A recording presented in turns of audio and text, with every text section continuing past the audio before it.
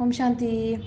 ಭಗವಂತನ ನೆನಪಿನಿಂದ ಎಲ್ಲರ ಪ್ರತಿ ದಯೆ ಮತ್ತು ಸಹಜವಾದ ಪ್ರೀತಿ ಹೇಗೆ ಬರೋದು ಅನ್ನೋದಕ್ಕೆ ಈ ಒಂದು ಆಡಿಯೋ ಪರಮಾತ್ಮ ಅವರು ಯುಕ್ತಿ ತಿಳಿಸ್ತಾ ಇದ್ದಾರೆ. ಹೇಗೆ ಸ್ಕೂಲಲ್ಲಿ ಸಹಜವಾಗಿ ಪ್ರೀತಿ ಮತ್ತು ದಯೆ ಬರುತ್ತೆ 1ನೇ ಕ್ಲಾಸು 2ನೇ ಕ್ಲಾಸು ಮಕ್ಕಳಿಗೆ, ನರ್ಸರಿ ಮಕ್ಕಳು, ಕಿಂಡರ್ ಗಾರ್ಡನ್ ಮಕ್ಕಳ ಮೇಲೆ ಅವರು ನೋಡಿದ ತಕ್ಷಣವೇ ಪರಿಚಯ ಇದ್ದರೂ ಇಲ್ಲದೇ ಇದ್ರೂ ಸಹಜವಾದ ದಯೆ, ಪ್ರೀತಿ, ಕನ್ಸನ್ನು ಎಲ್ಲ ಬರುತ್ತೆ. ನೋಡಿದ ತಕ್ಷಣವೇ ಅವ್ರು ಏನಾದ್ರು ತಪ್ಪು ಮಾಡಿದ್ರೂ ಸಹ ಅದನ್ನು ತುಂಬ ಖುಷಿಯಿಂದ ನಗುವಿಂದ ಹೇಳ್ಕೊತಾರೆ. ಮನೇಲಿ ಬಂದುಬಿಟ್ಟು ಅಜ್ಜಿ ತಾತ ಹತ್ರ ಬಂದುಬಿಟ್ಟು ಅಲ್ಲೊಂದು ಚಿಕ್ಕ ಮಗು ಸಿಕ್ಕಿತು, ಈ ಥರ ತಪ್ಪು ಮಾಡ್ತಾ ಇತ್ತು ಅಂತ ನಗ್ತಾ ಹೇಳ್ತಾರೆ.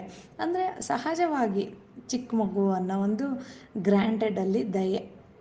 ಅದೇ ಥರ 8, 9, 10ನೇ ತರಗತಿ ಮಕ್ಕಳಿಗೆ 4, 5ನೇ ತರಗತಿ ಓದ್ತಾ ಇರೋವ್ರ ಮೇಲೆ ಸಹಜವಾಗಿ ದಯೆ ಬರುತ್ತೆ. ಅವರು ಏನೇ ಒಂದು ಓದೋದ್ರಲ್ಲಿ ತಪ್ಪು ಮಾಡಿದ್ರು ಅಥವಾ ಒಂದು ವ್ಯಾಲ್ಯೂಸ್ ಬಗ್ಗೆ ತಪ್ಪು ಮಾಡಿದ್ರು ಇವರು ಪರವಾಗಿಲ್ಲ, ಚಿಕ್ಕವರು, ಗೊತ್ತಾಗಿಲ್ವಾ ಪುಟ್ಟ ಅಂತ ತುಂಬ ಸಹಜವಾಗಿ ಪ್ರೀತಿಯಿಂದ ಮಾತಾಡ್ತಾರೆ. ಇದನ್ನು ನಾವು ಹೇಳಿಕೊಟ್ಟಿಲ್ಲ, ಆದರೆ ಅದು ಅವರಿಗೆ ಅಲ್ಲಲ್ಲೇ ತನ್ನ ಆತ್ಮನ ಒರಿಜಿನಲ್ ಗುಣದಿಂದ ಬರುತ್ತೆ. ಸಹಯೋಗಿಯಾಗಿರ್ತಾರೆ. ಅಮ್ಮ ಅಕ್ಕ ಎಷ್ಟು ಒಳ್ಳೆಯವರು ಗೊತ್ತಾ ಅಂತ ಅಜ್ಜಿ ತಾತ ಹತ್ರ ಎಲ್ಲರೂ ಅಕ್ಕಗಳ ಬಗ್ಗೆ ತುಂಬ ಪ್ರೀತಿ ಇಟ್ಕೊಂಡಿರ್ತಾರೆ.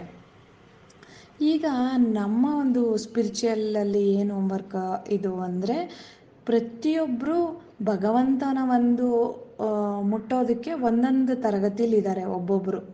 ಅದನ್ನು ನಾವು ಡೈಮೆನ್ಷನ್ಸ್ ಅಂತ ತೊಗೊಳೋದಕ್ಕಿಂತ ಈ ಥರ ತರಗತಿ ಅಂತ ತೊಗೊಳೋಣ. ಇಲ್ಲಿ ಹೇಗೆ ಫಿಸಿಕಲಿ ಒಂದೊಂದನೇ ತರಗತಿಲಿದ್ದಾರೋ ಅಲ್ಲಿನೂ ಹಾಗೆ ಮಾನಸಿಕವಾಗಿ ಅಥವಾ ಒಳಗಡೆಯಿಂದ ಒಬ್ಬೊಬ್ಬರು ನರ್ಸರಿ 1ನೇ ಕ್ಲಾಸು 2ನೇ ಕ್ಲಾಸು 10 ತನಕ ಇದ್ದಾರೆ. ಆದರೆ ಇಲ್ಲಿ SLC ಫೇಲಾಗಿ ಬೇರೆ ದುಡಿಮೆ ಮಾಡಿಕೊಂಡು ಜೀವನ ಮಾಡ್ಬೋದು. ಅದೇ ಥರ ಒಟ್ಟು ಅವ್ರು ಬದುಕ್ತಾರೆ, ಹೆಂಗೋ ಬದುಕ್ತಾರೆ. ಅದೇ ಥರ ಇಲ್ಲಿ ಹೇಗೋ ಯಾವುದೋ ಮಾರ್ಗದಲ್ಲಿ ಭಗವಂತನ ತಲುಪ್ತಾರೆ.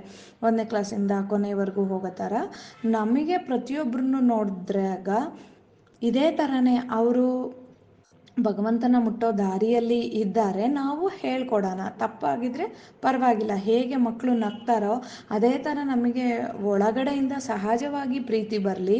ಯಾರೇ ಏನೇ ಮಾಡಿದ್ರು ಅವ್ರು ಇನ್ನೊಂದು ಡೈಮೆನ್ಷನಲ್ಲಿದ್ದಾರೆ, ಇನ್ನೊಂದು ತರಗತಿಲಿದ್ದಾರೆ. ಅವರು ನಮ್ಮ ಮೇಲಿನ ತರಗತಿಲೇ ಇರಬಹುದು ಅಥವಾ ಕೆಳಗಿನ ತರಗತಿಲೇ ಇರ್ಬೋದು. ಎಲ್ಲರೂ ಒಂದೊಂದು ಕ್ಲಾಸಲ್ಲಿದ್ದಾರೆ. ಖಂಡಿತವಾಗ್ಲೂ ಒಂದಲ್ಲ ಒಂದು ದಿನ ನಾವು ಗುರಿ ಮುಟ್ತೀವಿ, ಅವರು ಭಗವಂತನ ಅರ್ಥೇ ಹರಿತಾರೆ. ಪ್ರತಿ ಸರಿ ಯಾರನ್ನೇ ನೋಡಿದಾಗ, ಯಾರೇ ಕೋಪ ಮಾಡಿಕೊಂಡಾಗ, ನಮ್ಮ ಪ್ರತಿ ಏನೋ ಒಂದು ಮಾಡಿದಾಗ ನಾವು ಸಹ ಇದನ್ನು ಮನಸ್ಸಲ್ಲಿ ಅಭ್ಯಾಸ ಮಾಡಿ ಪ್ರಾಕ್ಟೀಸ್ ಮಾಡ್ಕೊಳ್ಳೋಣ. ಇವರೇ ಒಂದು ತರಗತಿಲಿದ್ದಾರೆ, ಇವರೇ ಒಂದು ಡೈಮೆನ್ಷನ್ನಲ್ಲಿದ್ದಾರೆ, ಎಲ್ಲರದ್ದು ಒಂದೊಂದು ಡೈಮೆನ್ಷನ್ಸು, ಎಲ್ಲರೂ ಮುಟ್ತಾರೆ ಅಂತ ಸಹಜವಾಗಿ ಇದನ್ನು ಹೇಗೆ car driver initially car drive ಮಾಡ್ತಾ ಇದೆಲ್ಲ ಶಿವಾನಿ ದೀದಿ ಹೇಳಿದ ಎಕ್ಸಾಂಪಲ್ ಕಾರ್ ಡ್ರೈವ್ದು. ಸಹಜವಾಗಿ ಯಾರನ್ನೂ ಮಾತಾಡ್ಸಲ್ಲ ಪಕ್ಕದವ್ರನ್ನ. ಅಭ್ಯಾಸ ಆದಮೇಲೆ ಅಕ್ಕಪಕ್ಕದವ್ರನ್ನ ಮಾತಾಡ್ಸ್ಕೊತ ಡ್ರೈವ್ ಮಾಡ್ತಾರೆ. ಹಾಗೆ ನಮಗೆ ಇದು ಪ್ರತಿ ಸರಿ ಅಭ್ಯಾಸ ಆಗೋ ತನಕ ಹೇಳ್ಕೊತಾ ಇರೋಣ. ಅವ್ರವ್ರು ಒಂದೊಂದು ತರಗತಿಲಿದ್ದಾರೆ, ಒಂದೊಂದು ಡೈಮೆನ್ಷನ್ಲಿದ್ದಾರೆ ಅಂತ ಹೇಳ್ಕೊತ ಕಂಠಪಾಠ ಮಾಡೋಣ. ಅಭ್ಯಾಸವಾಗುತ್ತೆ ಇನಿಷಿಯಲಿ. ಅದಾದ ನಂತರ ಒಂದು ದಿನ ಸಹಜವಾಗೇ ನಮಗೆ ಎಲ್ಲರ ಪ್ರತಿ ದಯೆ ಬರುತ್ತೆ. ಸಹಜವಾಗಿ ಇವಾಗ ಸುಮ್ಮನೆ ಕಂಠಪಾಠ ಮಾಡ್ತೀವಿ, ಬ್ಲೆಸ್ ಮಾಡಿ ಅಂತೀವಿ, ಒಳಗಡೆಯಿಂದ ಬರಲ್ಲ. ಅದೇ ಒಂದು ಕತೆ ಮೂಲಕ ಹೇಳೋದಾದರೆ, ಇದು ಇಂಗ್ಲೀಷಲ್ಲಿತ್ತು, ಕನ್ನಡದಲ್ಲಿ ಹೇಳ್ತಾ ಇದ್ದೀನಿ. ದಾರಿಲಿ ಒಬ್ಬರು ಹೋಗ್ತಾ ಇರ್ತಾರೆ, ತುಂಬ ನಿಧಾನವಾಗಿ ಹೋಗ್ತಾ ಇರ್ತಾರೆ. ಇನ್ನೊಬ್ಬರಿಗೆ ಕೋಪ ಬರುತ್ತೆ, ಏನು ಇವ್ರು ಇಷ್ಟು ನಿಧಾನವಾಗಿ ಹೋಗ್ತಾ ಇದ್ದಾರೆ ಅಂತ. ಆಮೇಲೆ ಅಲ್ಲೊಂದು ಚಿಕ್ಕದಾದ ಬೋರ್ಡ್ ಇರುತ್ತೆ, ಅದನ್ನು ನೋಡ್ತಾರೆ. ಅಂದರೆ ಫಿಸಿಕಲಿ ಚಾಲೆಂಜ್ಡ್ ಅಂತ, ಅಂದರೆ ಅಂಗವಿಕಲ ಇದ್ದಾರೆ ಅಂತ. ಇಮ್ಮಿಡಿಯೇಟಾಗಿ ಅವ್ರ ಕಾರ್ ಮೇಲೂ ಸೇಫಾಗಿರಲಿ ಅನ್ನೋ ಒಂದು ಮನೋಭಾವ ಬರುತ್ತೆ ಅವರಿಗೆ. ಅವ್ರ ಪ್ರತಿ ದಯೆ ಬರುತ್ತೆ. ಆಮೇಲೆ ಅವರು ನಿಧಾನವಾಗಿ ಆ ಕಾರಿಗೆ ಹೋಗೋದಕ್ಕೆ ಅವಕಾಶ ಮಾಡಿಕೊಡ್ತಾರೆ. ಇವರೇ ಇನ್ನೂ ಹಿಂದೆ ಸರಿತಾರೆ, ಅವ್ರು ಮುಂದೋಗಲಿ ಅಂತ. ಅದಾದಮೇಲೆ ಮನೆಗೆ ವಾಪಸ್ ಹೋದ್ಮೇಲೆ ಅವರು ಯೋಚನೆ ಮಾಡ್ತಾರೆ, ಹೇಗೆ ನನಗೆ ಅವರ ಪ್ರತಿ ಸಹಜವಾಗಿ ಸಮಾಧಾನ ಬಂತು, ಯಾವುದೇ ಕೆಟ್ಟ ಸಂಕಲ್ಪ ಬರಲಿಲ್ಲ ಅಂತ. ಅದೇ ಥರ ನಾವು ಸಹ ಪ್ರತಿಯೊಬ್ಬರು ಹಣೆ ಮೇಲೂ ಒಂದೊಂದು ಲೇಬಲ್ ಇದೆ. ಒಬ್ಬರಿಗೆ ಮಾನಸಿಕವಾಗಿ ನೆಮ್ಮದಿ ಇಲ್ಲ, ಒಬ್ಬರಿಗೆ ಏನೋ ಕ್ಯಾನ್ಸರ್ ಕಾಯಿಲೆ ಇರಬಹುದು, ಒಬ್ಬರಿಗೆ ಏನೋ ಒಂದು ಮನೆಯಲ್ಲಿ ಸಮಸ್ಯೆಗಳಿರ್ಬೋದು, ಈ ಥರ ಪ್ರತಿಯೊಬ್ಬರು ಹಣೆ ಮೇಲೆ ಏನೇನೋ ಇದೆ. ಇವತ್ತಿಂದು ಹಣೆ ಮೇಲೆ ಇಲ್ಲದೆ ಇರಿದ್ರು ಓದ್ ಜನ್ಮ, ಶಿವಾನಿದಿದಿ ಹೇಳ್ತಾರೆ, ಓದ್ ಜನ್ಮದಲ್ಲಿ ಅವ್ರ ಜೀವನದಲ್ಲಿ ಏನು ಘಟನೆ ನಡೆದಿತ್ತು ಏನು ಅಂತಲೂ ಗೊತ್ತಿಲ್ಲ ಅಲ್ವಾ, ಏನೇನೋ ಆಗಿರಬಹುದು. ಆ ಒಂದು ಘಟನೆಯ ಇಂಪ್ಯಾಕ್ಟ್, ಅದರ ಅನುಸಾರ ಅವರು ಇವತ್ತಿನ ಮನಸ್ಥಿತಿ ಚೆನ್ನಾಗಿಲ್ಲ ಅಂತ.